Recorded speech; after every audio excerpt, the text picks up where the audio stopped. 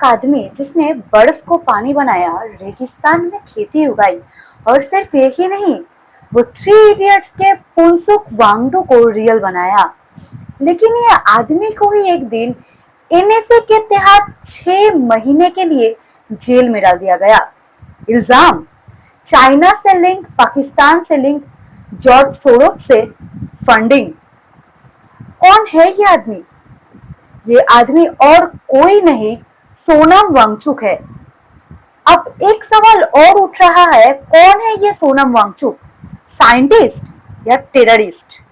साल 1966 लद्दाख में पैदा होने वाले सोनम वांगचुक अपने इंजीनियरिंग की पढ़ाई खत्म करने के बाद जिन्होंने देखा कि लद्दाख के एजुकेशन सिस्टम में बहुत कमी है, फिर उन्होंने 1988 में सिकमोल बनाया, जो कि ना है एक ऑल्टरनेटिव स्कूल जहां बच्चे हाथों से चीज बनाना सीखते हैं।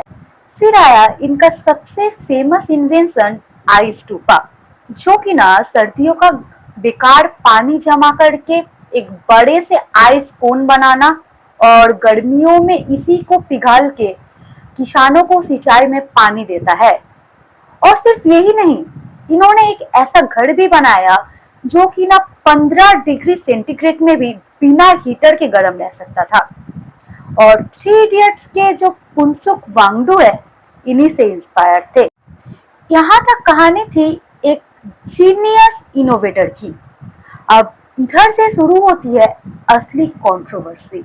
साल 2019 लद्दाख को यूनियन टेरिटरी बना दिया गया बिना अपने विधानसभा के। उसके बाद ही लोग स्टेटहुड या सिक्स शेड्यूल प्रोटेक्शन की मांगे, और इस आंदोलन के सबसे बड़े चेहरा और कोई नहीं, वांगचुक खुद है। सिर्फ यही नहीं, 2025 में वांगचुक 15 दिन के लिए भूख हड़ताल भी किए थे। 24 सितंबर 2025 को लेह में प्रदर्शन हिंसक मच गया और इसी दौरान बीजेपी पार्टी ऑफिस में हमला हुआ और पुलिस फायरिंग के दौरान 4 लोगों की मौत हुई। सरकार ने इल्जाम लगाया वांगचुक पे। सरकार का मानना है कि वांगचुक के प्रोवोकेटिव भाषण इस हिंसा की मेन वजह है। वांगचुक और सपोर्टर्स का कहना है कि उनका वीडियो क्रॉप्ड था और उन्होंने हिंसा से पहले ही अपना ये भूख हड़ताल खत्म कर दिया था। 26 सितंबर 2025 वांगचुक एनएसए के तहत गिरफ्तार होकर जोधपुर जेल भेजे गए बिना कोई फॉर्मल चार्जेस के। सिर्फ पब्लिक ऑर्डर के ऊपर बेस करके उनको गिरफ्तार किया गया। उनकी पत्नी गीतांजलि अनगबो ने सुप्रीम कोर्ट में हैबियस कॉर्पस पिटीशन डाली। साथ ही उनके एनजीओ सिकमोल का एफसीआरए लाइसेंस भी कैंसिल कर दिया गया। अब बात उन इल्जामों की है जो ये मामले में सबसे बड़ा हिस्सा है। लद्दाख पुलिस के जीडीपी ने दावा किया है कि वांगचुक एक पाकिस्तानी इंटेलिजेंस ऑपरेटिव के संपर्क में थे। उनके एनजीओस को फोर्ड फाउंडेशन और दान चर्च एड से फाउंडिंग मिलती थी, जिनके कनेक्शन जॉर्ज सोरोस से जोड़े गए हैं। सिर्फ यही नहीं, फरवरी 2025 में वो इस्लामाबाद के एक क्लाइमेट कॉन्फ्रेंस में भी गए थे।